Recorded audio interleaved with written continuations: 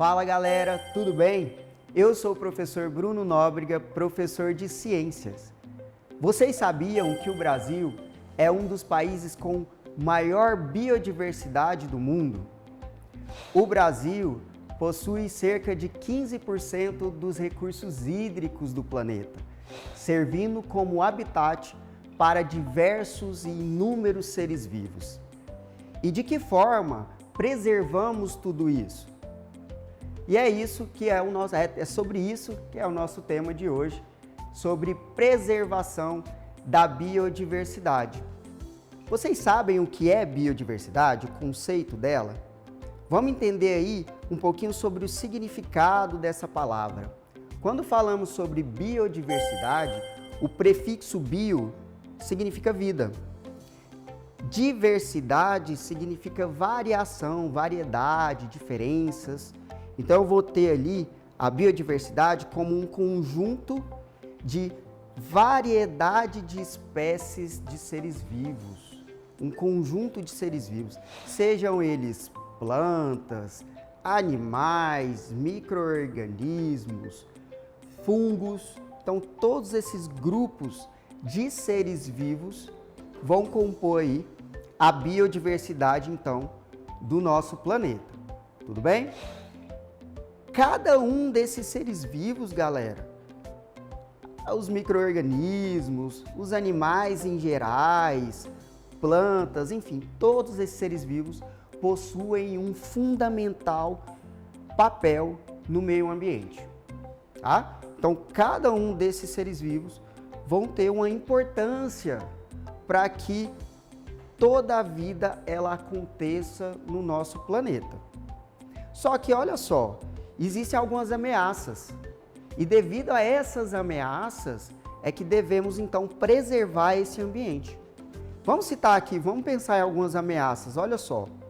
Será que a poluição seria uma ameaça ao ambiente? Pensa comigo, olha só, a poluição das águas, dos rios, dos lagos, dos oceanos, com o lixo descartado de forma errada. E ali, ó, vai prejudicar todo um ecossistema aquático, onde eu encontro plantas aquáticas, micro-organismos, animais. Isso é algo que ameaça esse ambiente. Um outro tipo de poluição que a gente pode citar é a poluição do ar atmosférico. Olha só, pessoal, fábricas que emitem demais os gases poluentes. Esses gases, eles vão contribuir com o aumento do efeito estufa e, consequentemente, o aquecimento global, certo? Então, isso daí também está prejudicando o ambiente. Tudo bem? São ameaças. Além disso, podemos citar também como ameaça o desmatamento. O desmatamento, pessoal, ele é tão grave porque as árvores, as plantas em geral, elas vão fazer parte de alguns dos mais importantes ciclos biogeoquímicos. Daqui a pouco a gente vai falar um pouquinho sobre ele. Além, claro, de favorecer o clima de uma região. Quanto menor for a quantidade de vegetação em uma determinada área, pode perceber, aquela área ali ela vai se tornando um pouco mais quente. Então, é também uma ameaça àquele ambiente, tudo bem? Um próximo também são as queimadas e os incêndios florestais. Então aí, ó, que acaba devastando toda uma área. Pensa só comigo, um monte de animais ali que podem morrer queimados. As plantas todas ali, ó, também queimadas. Então, também é uma ameaça a esse ambiente. E por isso devemos, obviamente, preservar esse ambiente. E aí, falando um pouquinho aí sobre esse ambiente, sobre a importância dele, devemos ter a noção de que o meio ambiente, ele colabora para que a vida aconteça, para que a vida se mantenha no nosso planeta.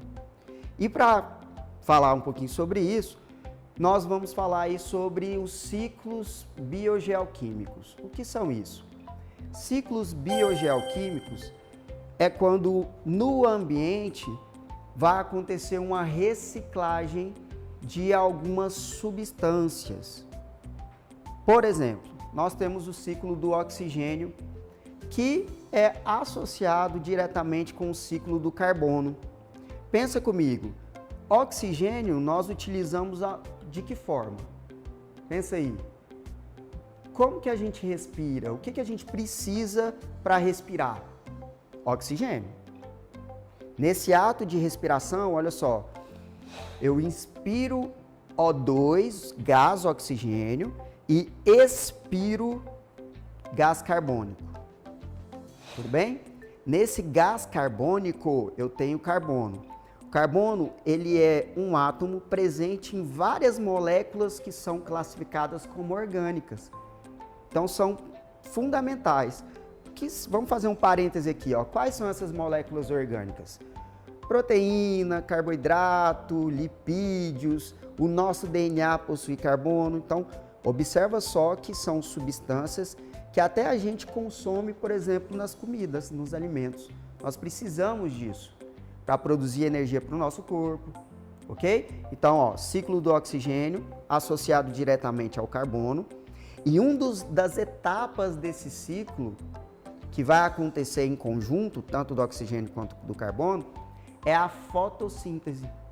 A fotossíntese nada mais é do que quando eu tenho seres fotossintetizantes, ou também chamado de seres autotróficos, que são seres que conseguem, através da energia solar, através de fótons, produzir matéria orgânica ou produzir seu próprio alimento. Tudo bem? Então, as árvores que a gente encontra aí, ó, por exemplo, são seres fotossintetizantes. Elas realizam essa fotossíntese. E nessa fotossíntese, olha só, ela vai absorver gás carbônico do ar. Nós, ó, emitimos esse gás carbônico na nossa expiração, lembra? Eu vou jogar para fora esse gás carbônico. Quem vai absorver esse gás carbônico no ambiente são os seres fotossintetizantes. Árvores, plantas em geral, algas, algumas bactérias. Então, esses seres aí vão conseguir pegar o gás carbônico, tirar o gás carbônico do ar atmosférico, realizar um processo químico, que é esse de fotossíntese, vai ter como resultado final a produção, então, de moléculas orgânicas, constituída por átomos de carbono, e vai liberar para o ar atmosférico o oxigênio. Lembrando que esse oxigênio é de fundamental importância para a nossa respiração, para alguns processos, por exemplo, de combustão, eu preciso de oxigênio, tá? Tudo bem? Então esse é um exemplo de ciclo biogeoquímico. Um outro ciclo biogeoquímico também importante é o ciclo da água, galera. E nesse ciclo da água, o que eu vou encontrar? Eu vou encontrar mudanças no estado físico dessa água. Lembra que a água ela tem 3 estados físicos ali, né?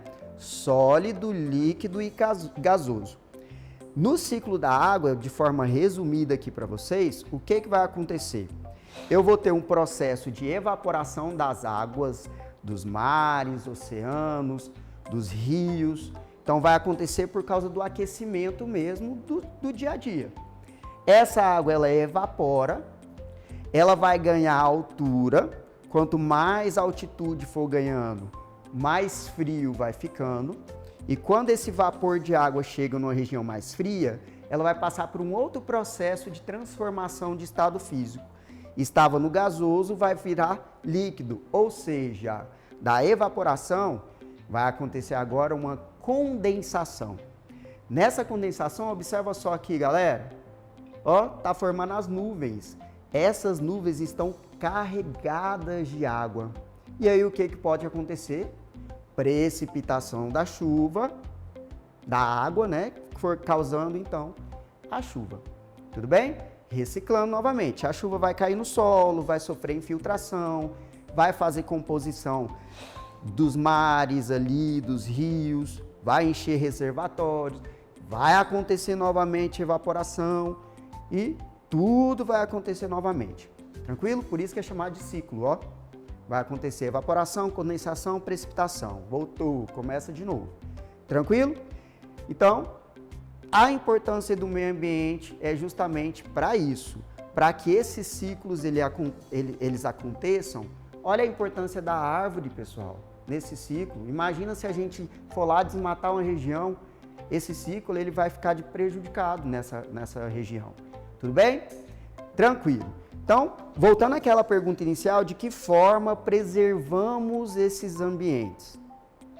No Brasil, existem aí, através do Ministério do Meio Ambiente, enfim, a criação das unidades de conservação ambiental. Essas unidades de conservação ambiental, elas têm um objetivo muito claro, é a preservação e a conservação dos ambientes, do meio ambiente, do ecossistema. Ela consegue, por exemplo, recuperar ambientes devastados.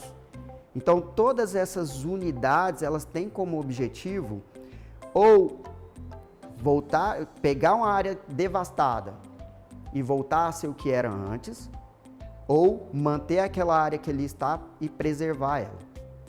Justamente porque nós precisamos disso. Todos os seres vivos precisam, então, dessas áreas conservadas. Tudo bem? E aí nós temos dois tipos de unidades de conservação.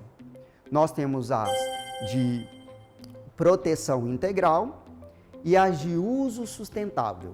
Qual que é a diferença? Olha a diferença básica aqui comigo. A de proteção integral, ela obrigatoriamente é de preservação, é restrito à visitação, não pode ter pessoas habitando aquela região, tudo bem? E aí eu posso, por exemplo, em algumas delas, ter pesquisas científicas, visitas educacionais, turismo ecológico, a gente vai ver daqui a pouco cada uma delas. E nós temos a unidade de conservação ambiental de uso sustentável.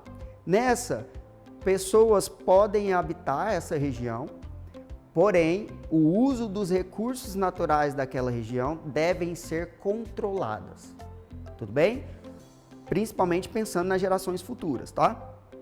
Então, nós temos esses dois tipos. No caso das unidades de conservação ambiental de proteção integral, vou citar 4 aqui para vocês. A primeiro, nós temos as estações ecológicas. Essas estações ecológicas, elas têm uma restrição maior em relação à visitação. Por exemplo, para pesquisadores, estudantes visitarem essas áreas, eles precisam fazer um projeto, e esse projeto ele tem que ser aprovado para possibilitar essa visitação, ok? Então é mais chatinho lá, tá? Nós temos um exemplo aqui, ó, da Estação Ecológica das Araras, que fica lá no Mato Grosso. Inclusive, a maioria dessas estações recebem nome de animais que habitam aquela área. Então, por isso que chama Estação Ecológica das Araras. Tudo bem? Uma próxima unidade de proteção integral são os parques. Os parques que eu tenho nacionais, eles também têm, claro, esse objetivo, tá? Mas ele promove ali uma visitação turística ecológica. No caso, o Parque Nacional da Chapada dos Veadeiros, que fica aqui no nosso estado, tá, galera? E aí nós temos um terceiro, que no caso são os monumentos naturais. Ele tem como objetivo principal a sua beleza cênica. E aí nós temos aqui o Pão de Açúcar, lá no Rio de Janeiro, e o Morro da Urca, também no Rio de Janeiro. Olha só essa beleza, certo? E aí nós temos o último tipo de proteção integral, que é o refúgio da vida silvestre. O principal objetivo é colaborar para a reprodução desses animais. Por isso chama refúgio. Tudo bem? Pessoal, então nós temos aí esses dois tipos de unidades, tá? A de conservação de proteção integral e a de uso sustentável. A de uso sustentável pode ser utilizado como habitação ali, pessoas podem morar naquele ambiente, e a de proteção integral não. A de proteção são essas 4 que eu citei para vocês. Tudo bem? No mais é isso. Não se esqueçam de acessar o portal NetEscola e até mais. Obrigado!